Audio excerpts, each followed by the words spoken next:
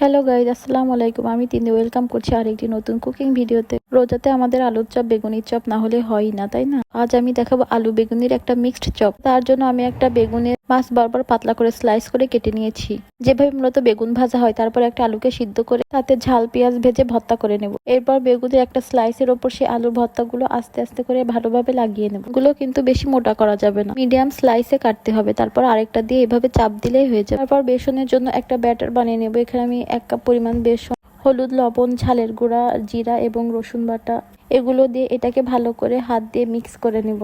তার সাথে একটু খাবার সোডাও অ্যাড করতে হবে। আমি ফার্স্টে দিতে ভুলে গিয়েছিলাম, কিন্তু তারপরে দিয়ে আবার এটাকে মিক্স করে নিয়েছি। তারপর সেই আলু বেগুনের চপের উপর এই ব্যাটারটা মাখিয়ে এপিট ওপিট ভালোভাবে তেলে ভেজে নিতে হবে। ব্যাস হয়ে গেল আমার এবি চপ, অর্থাৎ আলু বেগুনির চপ। রমজানের সময় ইফতারিতে এই আইটেমটা রাখতেই পারেন। তো ভিডিওটি ভালো লাগলে অবশ্যই লাইক, কমেন্ট এবং শেয়ার করবেন। সবাই ভালো থাকবেন। আল্লাহ হাফেজ।